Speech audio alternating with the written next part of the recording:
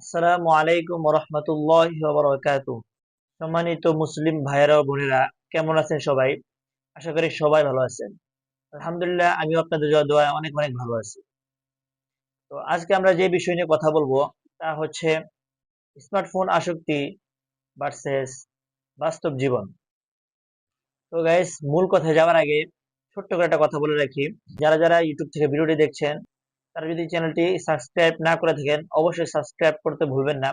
তো গাইস, বেশি কথা না বলে মূল ভিডিওতে যাওয়া যায়। আমরা কি ধীরে ধীরে ফোনের গোলাম হয়ে যাচ্ছি? দিনে 5 বার নামাজ পড়ার সময় হয় না, অথচ দিনে 5 ঘন্টারও বেশি স্ক্রিনের সামনে আমরা পড়ে থাকি। এটা কি উন্নতি, নাকি আস্তে আস্তে আত্মার মৃত্যু? স্মার্টফোন আমাদের কাজের জন্য তৈরি হয়েছিল, কিন্তু এখন আমরা কাজ ফেলে স্মার্টফোনের জন্য ব্যস্ত হয়ে গেছি। রাস্তায় হাঁটছি, হাতে ফোন; খেতে বসছি, সামনে ফোন; কথা বলার বদলে স্ক্রোলে ব্যস্ত; রাস্তা পার হতে যাচ্ছি কথা বলতে বলতে। এরকমই ভাবে অনেকের জীবন চলে যায়। ইভেন পাশে বসে থাকা মা বাবার খোঁজ খবর নেই না, বছরের পর বছর, মাসের পর মাস, দিনের পর দিন। আমরা বলি ভাই সময় পাই না, কিন্তু ফোনের স্ক্রিন টাইম রিপোর্ট বলছে আমরা দিনে 6 ঘন্টারও বেশি ফোনে। কেউ কেউ তো এমনও আছে যে 7 ঘন্টা কিংবা 8 ঘন্টা, 9, 10, এমনকি দিনের অর্ধেকেরও বেশি সময় আমরা ফোনের পিছনে ব্যয় করে দিচ্ছি।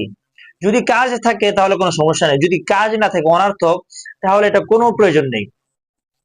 তাহলে এবার বলা যায় সময় কোথায়? তাহলে সময় কোথায় যাচ্ছে?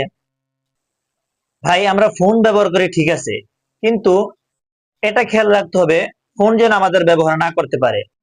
এমনও মানুষ আছে, যদি কিছু সময়ের জন্য ফোন হাতে না থাকে, হোক 5 মিনিট কিংবা 10 মিনিট, তাহলে অস্থির হয়ে যাই। তাহলে বুঝে নিতে হবে আমরা আসক্ত। আসক্তি শুধু নেশার নাম না।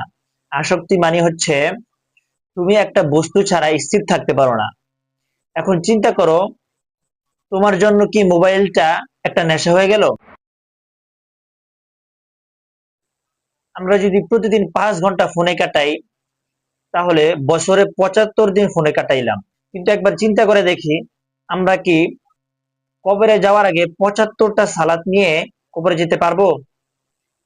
আজ হাত থেকে একটু ফোনটা নামাই, একটু কোরআনের পাতা খুলি, একটু মসজিদে যাই, একটু মায়ের পাশে বসি, একটু বাবার সাথে কথা বলি, তাহলে জীবনটা সুন্দর হবে। জীবনটা এত ছোট, এত দ্রুত সময় চলে যায় যে আগামী সপ্তাহে আমি থাকবো নাকি ফোন থাকবে তার কোনো ঠিক ঠিকানা নাই।